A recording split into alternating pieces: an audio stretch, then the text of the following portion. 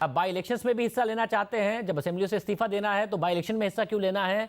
और आप चाहते हैं कि सेनेट के इंतखाबात में भी हिस्सा लिया जाए। कुर्बानी भी सबसे बड़ी आपने देनी है। अगर सिंध हुकूमत जाती है, सेनेट के इलेक्शन में हिस्सा नहीं लेते, तो सबसे ज्यादा सीटों की कुर्बानी भी ओपोजिशन में आप ही की होगी। देखिए शाहजेब, हम किसी भी इलेक्टोरल प्रोसेस का बायकॉट करने के खिलाफ है और ये पीपल्स पार्टी बहुत दफा कह चुकी है।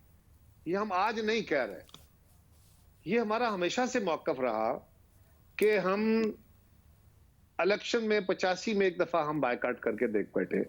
उसका ओवरऑल सियासी स्ट्रक्चर को, सियासी जमातों को नुकसान हुआ। आज इलेक्शन की हम डिमांड कर रहे हैं, लेकिन जिन हलकों के अंदर इलेक्शन हो रहे हैं, अगर हम इनको फ्री छोड़ देते हैं, बायकॉट कर देते हैं, तो यहां से गवर्नमेंट को वॉकओवर मिल जाएगा और ये ढोल बजाते फिरेंगे कि देखें जनाब, हमें तो लोगों ने इतने वोट दिए। नंबर वन कि हम इन हलकों से इलेक्शन लड़ेंगे, जोरदार तरीके से लड़ेंगे, इनको अवाम के सामने एक्सपोज करेंगे और बताएंगे कि अवाम के अंदर ये पॉपुलर नहीं रहे। इस लॉजिक के तहत अगर आप लोग मुस्ताफी हो जाते हैं और हुकूमत कहती है कि जहां जहां आप सबने इस्तीफा दिया है, पीडीएम ने, हम वहां वहां बाई इलेक्शन करा रहे हैं, तो फिर आप इस्तीफा देके बाई इलेक्शन भी दोबारा लड़ रहे होंगे। देखिए शाहजेब, पहली गुजारिश तो यह है कि बाय इलेक्शंस तो गवर्नमेंट नहीं करा सकेगी ना। हम वो टेम्परेचर बना के इस्तीफे दे रहे हैं, उस तरफ जा रहे हैं, उसी के लिए हमारी तहर्रुक है। और ये यकीनन सियासी जमातों को बेहतर पता है कि कौन सा टाइम होगा कि हम इस्तीफों का ऑप्शन इस्तेमाल करेंगे, कौन सा टाइम होगा कि हम जलसे जुलूस करेंगे। आप अच्छा एनालिसिस करेंगे, लेकिन हम अच्छा टाइम चुनेंगे। हमें पता है कि कौन सी सियासी मूव जो है वो पब्लिक के मूड को ज्यादा बेहतर गेज करती है या उसको सही रिफ्लेक्ट करती है।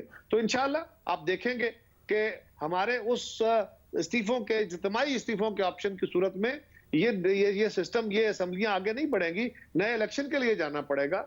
हम भी इस सियासत के खिलाड़ी हैं। और तो कायरा साहब, यानी कि आप उसी सूरत में इस्तीफे देंगे और सिंध हुकूमत की भी कुर्बानी देंगे जब आपको ये यकीन होगा कि उसके नतीजे में हुकूमत गिर जाएगी। और इस वक्त अगर आप बाई इलेक्शन में हिस्सा ले रहे हैं तो इसका मतलब है कि आपको भी नहीं पता कि आप आगे जाके इस्तीफे देंगे या नहीं देंगे और हुकूमत को गिरा पाएंगे या नहीं गिरा पाएंगे। ये प्रपोजिशन दुरुस्त नहीं है, आपका ये प्रपोजिशन दुरुस्त नहीं है। ये बात दुरुस्त है कि हम उस वक्त इस्तीफे देंगे जब हम अपनी पूरी तैयारी कर लेंगे, और वो महीना, 1.5 महीना, 2 महीने हो सकते हैं। उसका टाइम जो भी है क़यादत फैसला करेगी, उसके लिए हम कोशिश कर रहे हैं। और यकीनन हमें वो काम उस वक्त करना चाहिए। हमने कहा ना, ये एटम बम है, सियासी एटम बम है। एटम बम तो आप आखिरी हथियार के तौर पर इस्तेमाल करते हैं ना, उससे पहले बाकी हथियार इस्तेमाल करते हैं और उसका माहौल क्रिएट करते हैं।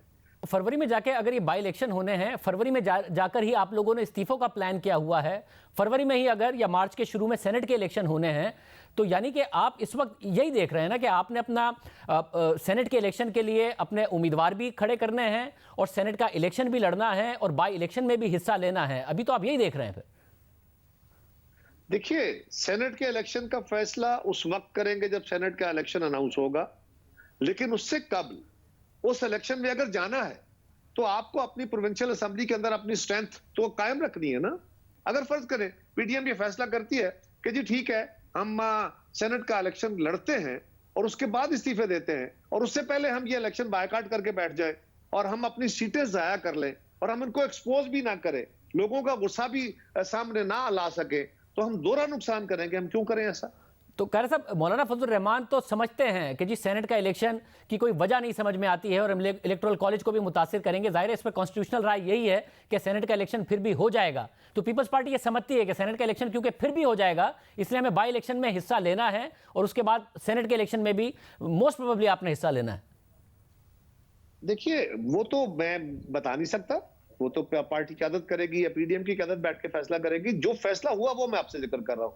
रही बात मौलाना फजलुर रहमान साहब, बात जो समझते हैं, वो बड़े जीरक आदमी हैं, बड़े समझदार बंदे हैं, लेकिन उनकी अपनी राय है।